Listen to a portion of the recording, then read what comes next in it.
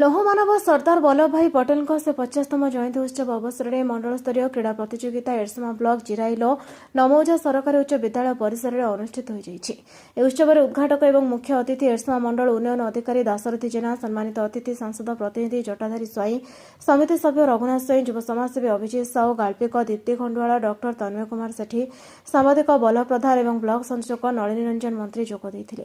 ଏହି କ୍ରୀଡ଼ା ଉତ୍ସବରେ କବାଡି ପ୍ରତିଯୋଗିତା ବାଳକ ବାଳିକା 14 ବର୍ଷରୁ କମ୍ ଏବଂ ବାଳକ ବାଳିକା 17 ବର୍ଷରୁ କମ୍ ଦୁଇଟି ପର୍ଯ୍ୟାୟରେ ପ୍ରତିଯୋଗିତା ହୋଇଥିଲା। ବାଳିକା 14 ବର୍ଷରୁ କମ୍ ବିଭାଗରେ ଶ୍ରୀ ଜଗନ୍ନାଥ ବିଦ୍ୟାପୀଠ ଗାରିଆ ଚାମ୍ପିୟନ ହୋଇଥିବା ବେଳେ ନେତାଜୀ କ୍ଲବ ରନର୍ସ ଅପ୍ ହୋଇଥିଲେ। ବାଳକ ବିଭାଗରେ କେବିଏଚ୍ଏସ୍ ନୂଆଗାଁ ଚାମ୍ପିୟନ ହୋଇଥିବା ବେଳେ ରାଧାପଦ୍ମ ଉଚ୍ଚ ପ୍ରାଥମିକ ବିଦ୍ୟାଳୟ ଜିରାଇଲ ରନର୍ସ ଅପ୍ ହୋଇଥିଲେ। ସେପରି କବାଡି 17 ବର୍ଷରୁ କମ୍ ବାଳିକା ବିଭାଗରେ ମାର୍କଣ୍ଡ ବିଦ୍ୟାମନ୍ଦିର ଗଡ଼ହରିଶପୁର ଚାମ୍ପିୟନ ହୋଇଥିଲା ବେଳେ ଜିରାଇଲ ନଅମୌଜ ସରକାରୀ ଉଚ୍ଚ ବିଦ୍ୟାଳୟ ରନର୍ସ ଅପ୍ ହୋଇଥିଲେ।